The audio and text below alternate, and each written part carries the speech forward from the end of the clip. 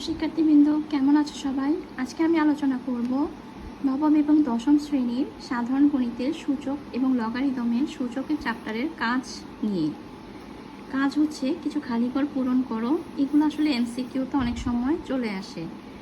তো ফার্স্টে যেটা দেওয়া সেটা হচ্ছে 3 ইন্টু 3 ইন্টু 3 ইন্টু 3, অর্থাৎ চারটা 3 ইকুয়াল দিয়ে 3 দিয়ে পাওয়ারে মানে একটা বক্স দেওয়া, যে বক্সের মধ্যে আমার কি হবে, বক্সের মধ্যে কি হবে, এখানে 3 কয়টা, চারটা 3, অর্থাৎ বক্সের মধ্যে আমার বসবে হচ্ছে গিয়ে 4।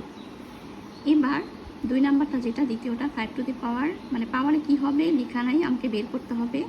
আর দেওয়া হচ্ছে ইন্টু দিয়ে 5 কিউব ইকুয়াল 5 টু দি পাওয়ার 5, অর্থাৎ টোটাল আমার পাওয়ার হবে হচ্ছে 5, আর এখানে আছে হচ্ছে গিয়ে আমার 3। তো আমার আর কত দরকার, 2 দরকার, তাহলে এখানে হবে হচ্ছে 2, অর্থাৎ 5 স্কোয়ার।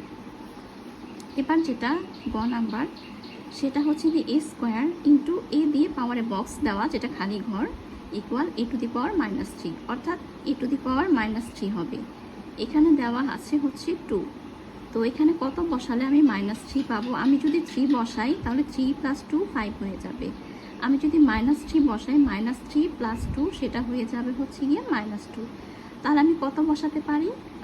2 থেকে বড়, অর্থাৎ না 2 থেকে ছোট -5 লিখতে পারি। এখানে আমি লিখতে পারি হচ্ছে -5। -5 লিখলে 2 - 5 সেটা হবে হচ্ছে গিয়ে আমার -3, এটা হচ্ছে 5 -5।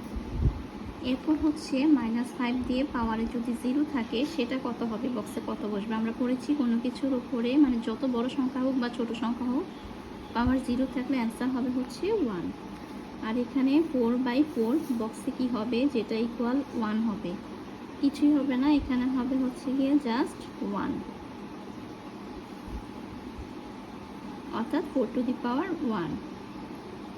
এই হচ্ছে আমার কাজের যে খালিঘর পূরণ। আজকে এই পর্যন্ত, ভালো থাকো সবাই, আল্লাহ হাফিজ।